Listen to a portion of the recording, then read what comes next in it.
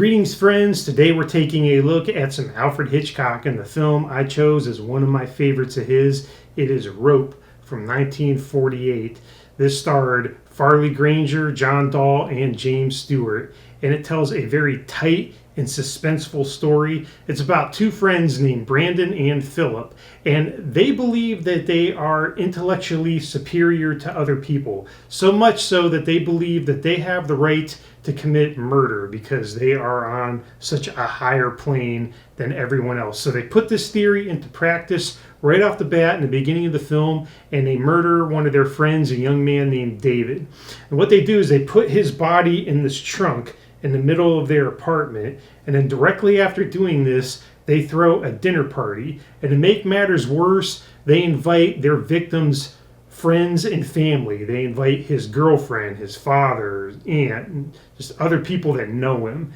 And that is because they're so sinister, they want to put kind of like a cherry on the top of their act and just make it that much more epic in their minds. So, of course, James Stewart plays Rupert, who was like their headmaster in school. He's kind of like a mentor to them. And he's a very interesting character because he has some of these same philosophies, the idea that there is a intellectually superior few in society and everyone else is just not as important and their lives don't matter as much. He's kind of put this idea in their head and they're off and running with it. But Hitchcock, him being the master of suspense that he is, he sets up this scenario where Rupert, played by Stewart, comes to the party and he starts to piece together little clues that something isn't right, that these two guys did something bad. And he starts to see it because he knows them. That's the other interesting thing about this, is that he knows the victim. He knows these two guys. He mentored them. He was their headmaster. So when they start acting squirrely and weird, he puts that together. And so the film is really just kind of set up to hit these basic cues as the story goes along to give the Rupert character a chance to piece this together and then confront them about it. And as the story unfolds, we just see the tension get upped a little bit more, a little bit more, a little bit more, until it comes to that climax at the end and that showdown between Rupert, the mentor, and these two crazy psychotic killers.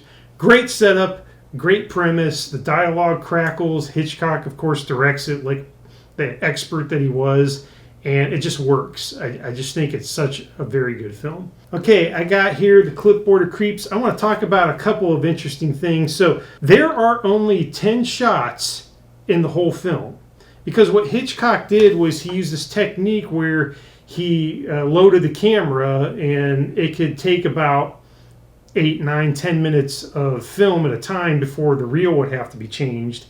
And he shot each scene like that.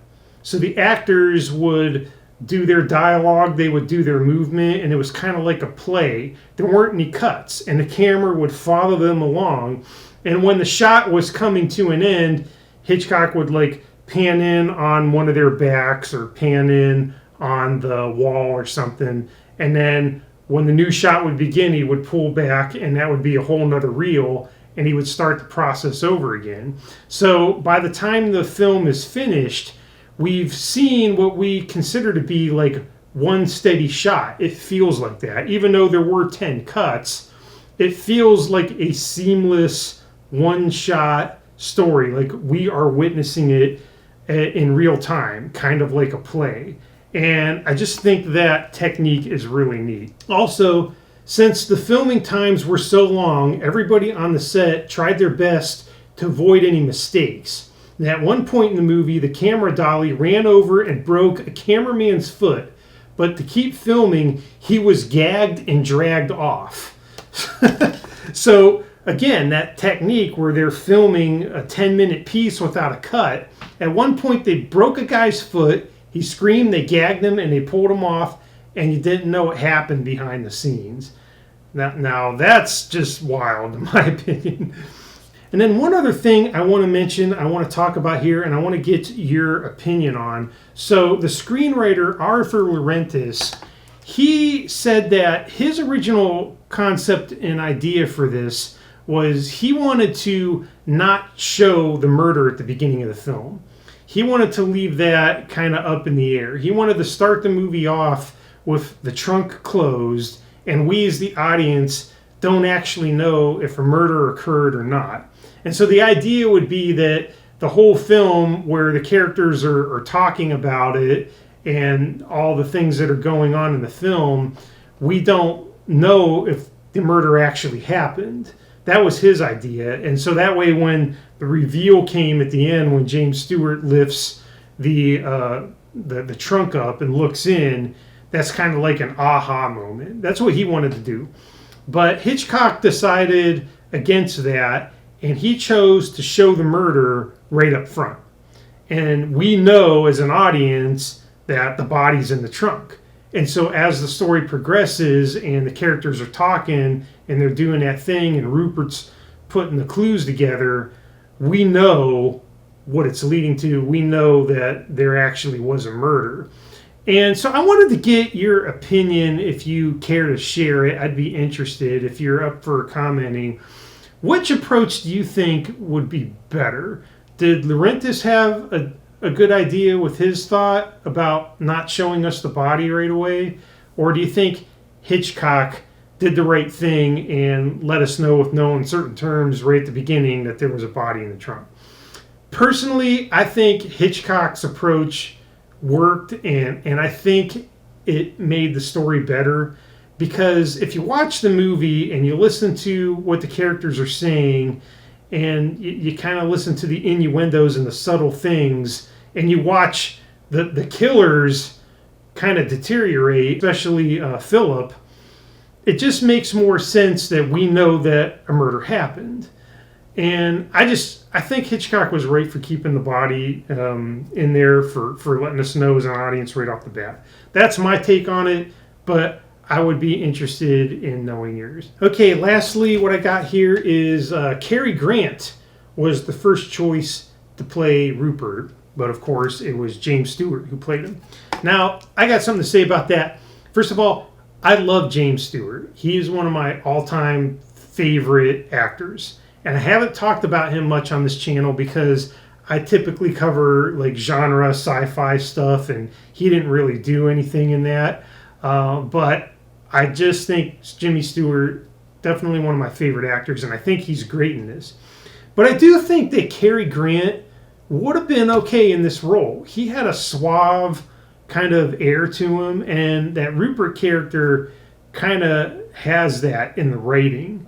And I don't know. I think Cary Grant would have done fine. I think that would have been an interesting take. But I am not sad that Jimmy Stewart was in this, because, again, I love him, and I think he did a great job. And he had collaborated with Hitchcock more after this, and I do appreciate those films as well. Okay, that is our look at Rope from 1948. Like I said, it just has some great elements to it. Great writing, dialogue, acting, directing. It just all comes together, and it works seamlessly. It's just amazing. And I also love how it feels like the story is happening in real time. So the whole thing takes place in the span of like an hour and a half.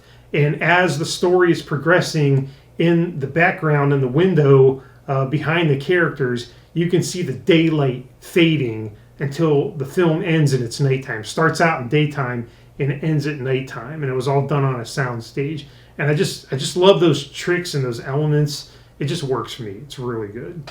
Okay, before I leave, I'd like to mention one other quick thing. I am working on a short novel, and I am putting it up on the site Wattpad. Now, what Wattpad is basically just a site where authors can go and they can put up content and readers can go and read them. It's completely free.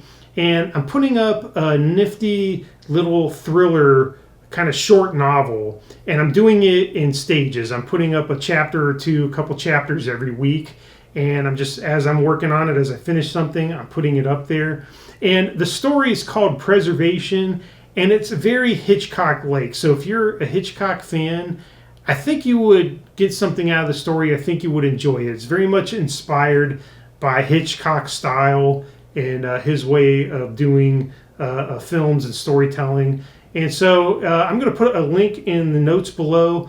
Go check out Preservation. I think you might like it. Okay, that is our film for this week. I appreciate you taking the time to stop by. Thanks again. And until the next time, have a good one.